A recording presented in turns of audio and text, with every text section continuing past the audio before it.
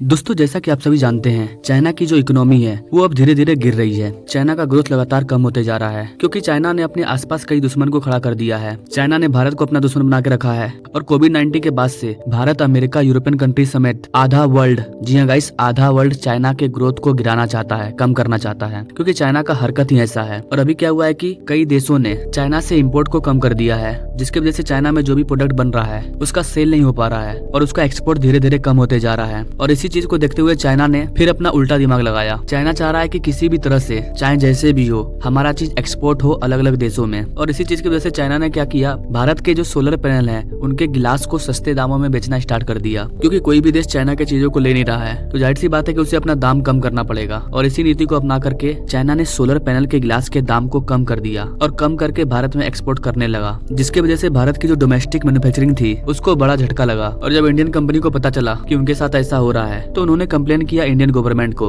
और जब बात इंडियन गवर्नमेंट तक पहुंची तो इस चीज की इंक्वायरी होने लगी। तो चलिए जानते हैं इस वीडियो में कि आगे क्या हुआ, चाइना के इस कूटनीति का काउंटर करने के लिए भारत ने क्या किया। नमस्कार दोस्तों, मैं विकास और आप देख रहे हैं all India affairs.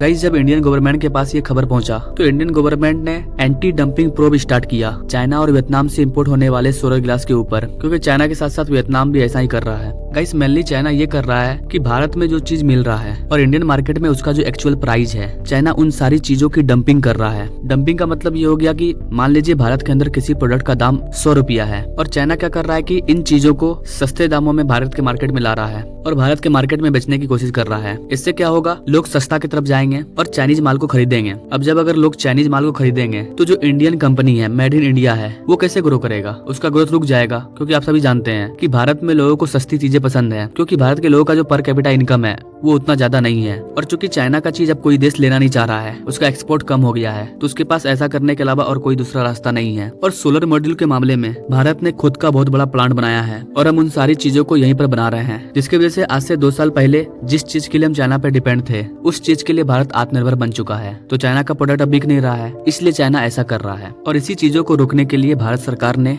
Anti dumping duty को लॉन्च किया है। ये एक तरह का प्रोटेक्शन टैरिफ है जो कि डोमेस्टिक गवर्नमेंट लगाती है सामने वाली कंपनी पर जो डंपिंग करने का काम करती है उसके ऊपर। और ऐसा नहीं है कि भारत अपनी चीजों को बेचने के लिए ऐसा कर रहा है, ऐसा बिल्कुल नहीं है। ये एक प्रावधान है और इसे WTO के द्वारा जारी किया गया है, वर्ल्ड ट्रेड ऑर्गेनाइजेशन के द्वारा। तो इसे रोकने का पूरा एक प्रोसेस होता है जिसे फॉलो करना पड़ता है। इसमें ई-कॉमर्स मिनिस्टर और फाइनेंस मिनिस्टर दोनों शामिल होते हैं और फाइनल डिसीजन फाइनेंस मिनिस्टर के द्वारा लिया जाता है। मुंबई में एक कंपनी है बोरोसिल रिन्यूएबल, और उनको ऐसा लगा कि चाइना डंपिंग करने का काम कर रहा है तो उन्होंने कंप्लेन किया। DGTR के पास कंप्लेन फाइल करने के बाद DGTR ने इसका इंक्वायरी करना स्टार्ट कर दिया। गाइस, ऐसा पहली बार नहीं हुआ है, चाइना ऐसा बार बार करता है, क्योंकि चाइना अपनी इकोनॉमी को बचाने की कोशिश कर रहा है और चाइना को पता है जब तक हम सस्ता माल नहीं बनाएंगे तब तक हमारा प्रोडक्ट बिकने वाला नहीं है, इसलिए चाइना सस्ता माल बनाता है। आपने सुना होगा भारत में आम आदमी को अगर सस्ता चीज चाहिए तो सीधे कहा जाता है कि आपको चाइनीज माल लेना होगा। और चाइना के इन हरकत की वजह से अमेरिका ने भी एक बार चाइनीज चीजों पर बैन लगाया था। सोलर मॉड्यूल के कुछ ऐसे प्रोडक्ट हैं जिस पर अमेरिका ने बैन लगाया था। तो गाइस, देखा जाए तो चाइना नियम कानून को फॉलो नहीं करता है, वो अपनी कूटनीति करता है ताकि अपने चाइनीज माल को